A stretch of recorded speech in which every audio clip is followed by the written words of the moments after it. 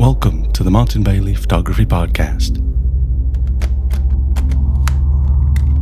It's June 11, 2016, and this is episode 531.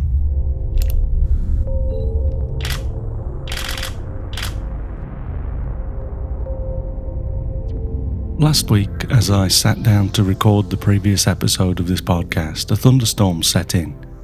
I decided to continue to try and record the show because I wanted to release it on schedule.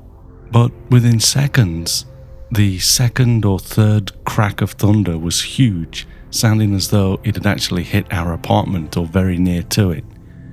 A flood of error messages started to appear on the screen of my iMac, and all of the external hard drives had been disconnected.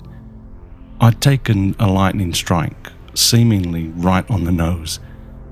The storm moved on quickly, but I now had the job of finding out what had been affected, which took me another hour or so and pushed last week's podcast episode over to a Tuesday release instead of my usual Monday schedule. First of all, I was relieved to see my hard drives reconnect, and the data on them seemed fine. I have backups of everything, but restoring them is a pain and generally something I like to avoid doing. Then I started to get messages requesting that I sign into my Apple account so that I could continue to use some of the Apple apps that I use. As I entered my password and tried to sign back in, I was told that an error had occurred, and I realized at that point that I'd lost my internet connection. Then I looked down at my Apple Airport Extreme router and saw that the indicator light was flashing orange, which means that something's wrong. I reset my cable modem, but the flashing orange persisted, so I called the cable company to see if there was a problem their end. I was hoping that this would be the case so that I could simply wait for them to fix it.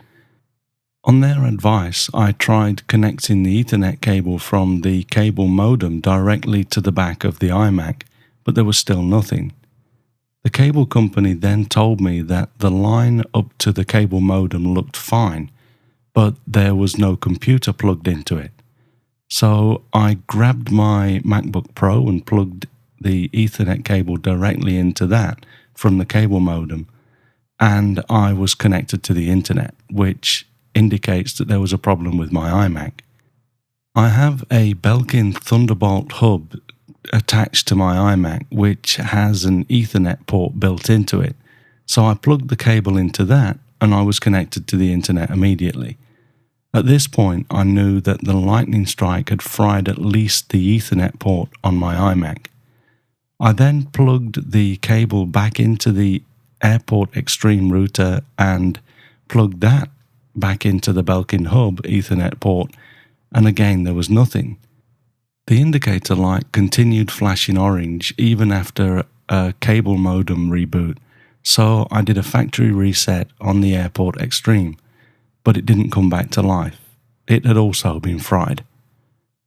If we think about this, it probably means that the electrical surge had come in through my telecoms cable, had not affected my Motorola cable modem, but had taken out the Apple components. So well done, Motorola, on that. As luck would have it, or not, depending on how you look at it, when I went into my studio on Monday morning to start preparing last week's podcast episode, as I touched the back of the iMac to find the power switch, there was a large cracking sound and the iMac slumped forward. The hinge had broken. So I already had been on to Apple support and had the iMac booked in for repairs anyway. I called Apple up again and told them about this new issue, and they made a note to look at both issues at the same time.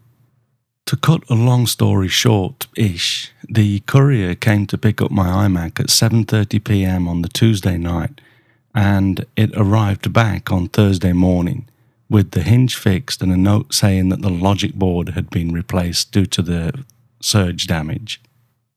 Because I had paid for Apple Care for the iMac, I wasn't charged for the repairs or the super speedy postage, so that was great.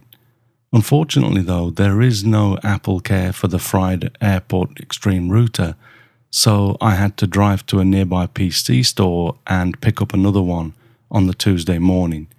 Life without internet is too difficult these days, and the Apple store were going to take a day longer to deliver a new one, and that just wasn't going to happen. So by lunchtime on Tuesday, I was back online, and by Thursday lunchtime, I was back working with my iMac. But this really put me back to where I was at 5 p.m. on Monday, so all of my electrical equipment was still vulnerable to lightning strikes, although I'd already started to order some bits and pieces to remedy this. And I'm going to share what I've found with you now, in the hope that it might help you to protect your gear too. If you aren't already covered and have it all under control, that is. The first thing I did was to check the power strips that I'd been using.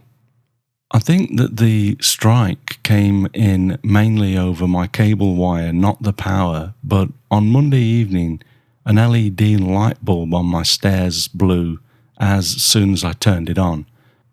The bulb was only about 2 years old and only turned on a few times each day just for a few minutes, but it's rated at 30,000 hours, so it's a bit too much of a coincidence that it blew straight after this strike.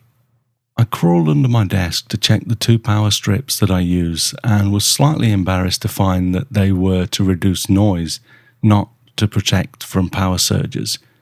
Ironically, over the last year or so, I've gradually been buying power surge protectors for various places around the house, and even put one on my printer and battery charging outlets a few weeks ago. But I had wrongly assumed that the most important place in the house, my office workstation and internet, was all protected, and it wasn't.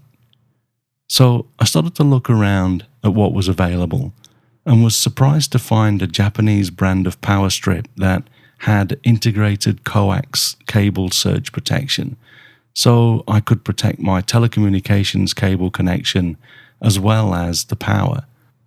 I ordered one of these straight away, but I needed more than one because I have a separate coax cable coming into the house downstairs for our home phone and TV, and it seems that I bought the last power strip of a now discontinued product line.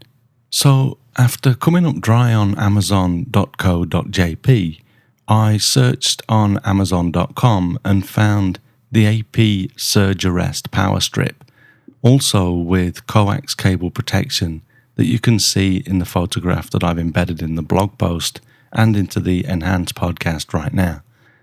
If you don't see the image, you can go and look at them on the blog at mbp.ac/531. There are a number of variations, but I bought the one with the TEL/DSL and network protection as well, although I'm thinking that I only need to feed the coax through this, as my phone comes through the coax as well as my internet. I'll include links to the APC Surge Arrest on B&H and Amazon.com in the blog post. As you can see, it has 11 power outlets that are all surge protected as well, so this, in addition to the next piece of equipment that I'll talk about, have me covered at my office desk now. I used the Japanese power strip downstairs for the coax and power for my TV and cable modem, etc. I don't want to risk frying my precious 4K television. As I searched around for something to buy though, I did find out something very important. Apparently, the surge protection on these power strips has an effective lifespan. It runs out over time. As you can see in this photo, there is a protection working lamp that illuminates when the power strip is plugged in, and this goes out when the effectiveness of the surge protection runs out. APC state on the box for the Surge Arrest power strip that you can call them for a replacement if this light goes out, but I don't know if that's for free or not, although the unit does come with a lifetime warranty. Interestingly, if you live in the US or Canada, you also get $300,000 lifetime connected equipment protection, From the reviews on Amazon.com, it seems that some people have been successful in claiming and some have not. So you'd need to decide yourself if this is important to you. By the way, if you do pick up one of these APC surge arrest power strips, note that they come with a coax, telephone and Ethernet cable, so you don't have to buy these separately. APC also throw in a couple of cable ties, all for just $28. The other thing that had been playing on my mind is that when the lightning struck, my iMac screen dimmed for a moment, which could have been caused by the surge through the Ethernet cable, but a few other appliances in the house were reset, so it's likely that we had a momentary power outage. This is probably what caused my hard drives to power down, or perhaps it was a loss of power to the iMac. Either way, I started looking around for a suitable UPS unit for my workstation. UPS stands for Uninterruptible Power Supply, and I'm familiar with these from my previous life in IT. We used to have some of our important servers connect to these units in case of sudden power failures. Japan has pretty reliable power, but there are times when it goes pear-shaped, and this lightning strike was one of them. I looked at the capacity and prices and decided to get an APC Smart UPS 500J, which is a 500 volt ampere unit, and I can't actually find that available outside of Japan, which is probably what the J in the name means. The closest model for this on B&H Photo Video on Amazon is the APC Smart UPS 750 VA LCD 120 volt. Japan actually uses 100 volt for appliances, so the 750 VA version may just be what you need to get the same protection in the US. My calculations for power requirements were pretty good though. With my iMac, 2 Drobo 5D hard drives, my Mackie mixer, a Time Machine hard drive, my BenQ display, my cable modem, telephone and Airport Extreme, all connected to my Smart UPS 500J unit, I'm running at about 65% of the unit's full capacity. I should mention that the UPS I bought only has 6 power outlets built in, so I have my 2 modems, my Airport Extreme and my telephone power adapter plugged into a 4-port power strip that's built into my desk, and I've plugged my desk into the UPS unit. I would be nervous about doing this blindly, but as you power on equipment, the LED information panel on the unit tells you exactly how much power you're using. With all of these devices powered up, including both of my Drobo 5D hard drives, which both have 5 3.5-inch hard drives inside, I'm still well under the capacity for the 500J UPS unit, and that gives me 20 minutes of battery-powered operation in the case of a power outage. APC have not done a good job of supporting the Mac OS though, so we only have some simple shutdown options on the computer under the energy saving preferences. These come from the Mac OS, not APC. Once you connect a UPS unit with a USB cable, you will see a UPS tab with just a couple of options, including dimming the display when on UPS power, just like you'll see on laptops. And you can also choose to display the UPS status in the menu bar.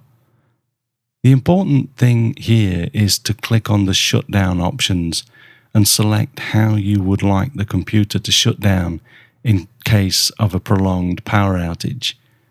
On my iMac, despite the UPS being connected for 4 days or so now, it still isn't passing the remaining time information to the iMac, but it is passing current charge information. Because of this, I've selected for my iMac to power down if the UPS unit's battery power drops to 10%. This should give my computer plenty of time to power down before the battery runs out, while giving me around 15 minutes to either see if the power comes back or to finish what I'm doing and save my work. The other great benefit of running all of my key equipment through the UPS unit is that they condition the power, and it includes surge protection. So I now have every piece of electrical equipment at my desk surge protected, and I could continue to work for a good 15 minutes or so in the case of a power outage. If you only wanted power conditioning and enough time to power down your computer, there are cheaper, smaller units. The Smart UPS 500J is a good size, as you can see in this photo, because it needs to house a large battery. This photo shows 6 hours and 23 minutes of runtime, but that's because it was on my table with nothing plugged in. After shooting this photo, I put it under my desk and watched that runtime drop to 20 minutes as I powered up all of my appliances. That's plenty for my use, so at under $200 for the APC Smart UPS 500J, I'm really happy with my decision to pick one of these up. I also want to mention for anyone that might be listening in Japan that both the Smart UPS unit and the APC Surge Arrest Power Strip require an earth connection. In Japan, it's not common to have earth pins on power outlets, so I had to run a single earth cable from my air conditioning unit down to my desk power outlets and connect the earth cable from a 3-pin to 2-pin plug adapter that we see in this photo. If you don't connect the earth, on the APC Surge Arrest Power Strip, the built-in wiring fault indicator will light up.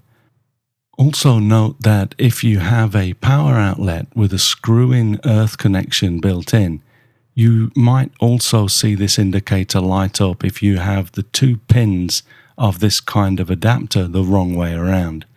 For me at least, it feels more natural to have the earth pin at the top because that's how the UK plugs are, but it would seem that this pin has to be at the bottom. For most Japanese appliances, we never have to worry about this because they can be plugged in either way, but it makes a difference with these surge-protected power strips. Although unrelated to surge protection, there are a couple of other things that I did over the last week that might be valuable to you, so I'd like to mention these before we wrap up. The first one is that after I had connected my iMac directly to the cable modem via the Ethernet port on my Belkin hub, I did a speed test on my internet connection using speedtest.net.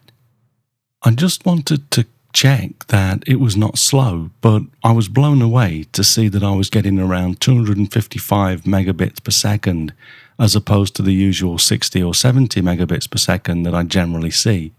After I bought the replacement Apple Airport Extreme router, I connected that up to my MacBook Pro running over the Ethernet port on the Belkin hub as my iMac was still in hospital, and the speed dropped back down to around 65 Mbps, so the Airport Extreme was slowing down my internet speed. I did a bit of poking around online and found that in the Airport utility that comes with the Mac OS, if you look under the Wireless tab, then click Wireless Options, there are 2 pull-downs for 2.4 GHz and 5 GHz channels. Leaving these at the default settings of automatic slows down your internet connection. If you have a lot of other wireless network signals coming into your building, you might need to try a few different numbers to get a good channel, but I just selected 10 for the 2.4 GHz channel and 36 for the 5 GHz channel, and retried the speedtest.net test, and my internet connection was back up at 255 megabits per second.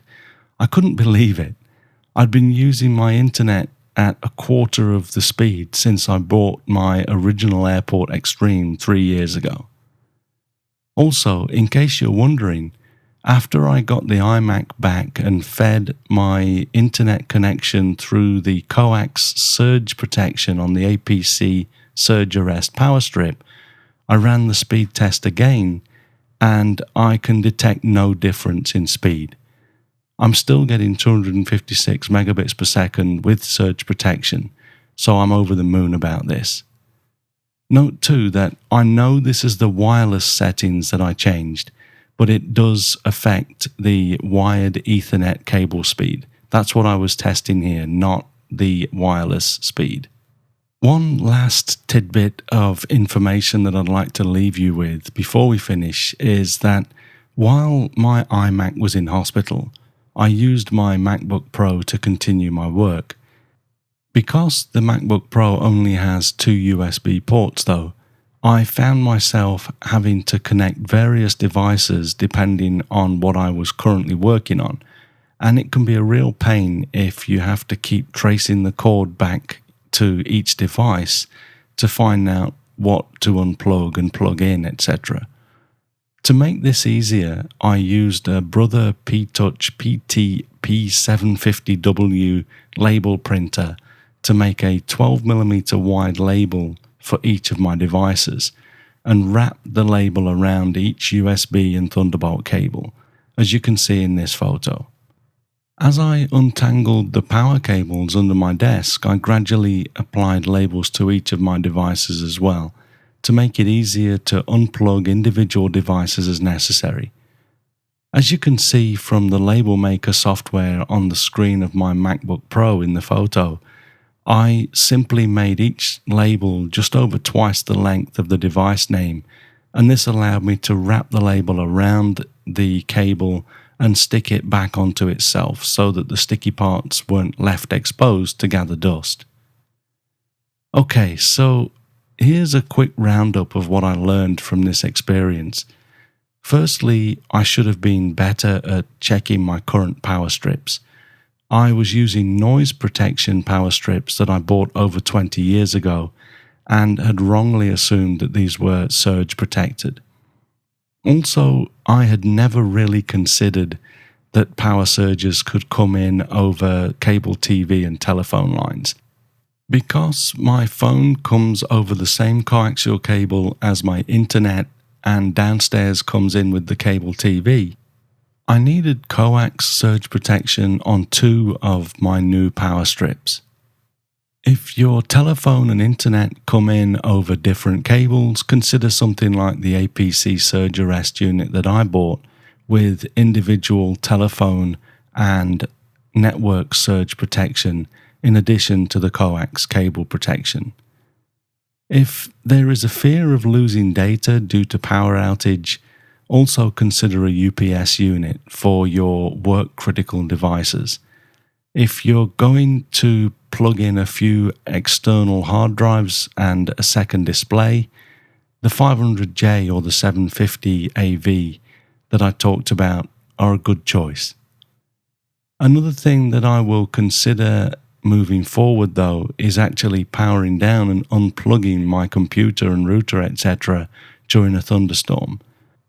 I believe that these devices will do a great job of protecting my gear, but another very close or direct strike might still overwhelm the surge protection. I won't unplug everything every time I leave the house, but if I'm around during a storm, I'll certainly consider this. I know that this episode isn't directly related to photography, but as we all use a computer at some level, even I would imagine film shooters do these days as well, I thought that I'd relay what I've learned over the last week in the hope that it might help you to protect your systems as well. I feel fortunate that I only had a few things fried, and I was able to get them fixed or replaced relatively easily. It could have been a lot worse, so I don't want to risk that happening again. Thanks very much for listening today. If you enjoy this podcast, please share a link with your friends. And if you don't already, please subscribe in iTunes or your favorite podcast program to ensure uninterrupted delivery. If you have a moment to rate the podcast or leave us a review in iTunes as well, that helps to keep us relevant in the huge number of podcasts out there now. You can find me on Google+, Twitter, Instagram and Facebook, etc. And links to everything that I'm up to are at martinbaileyphotography.com, so do drop by and take a look. I'll be back next week with another episode, but in the meantime, you take care and have a great week, whatever you're doing. Bye bye.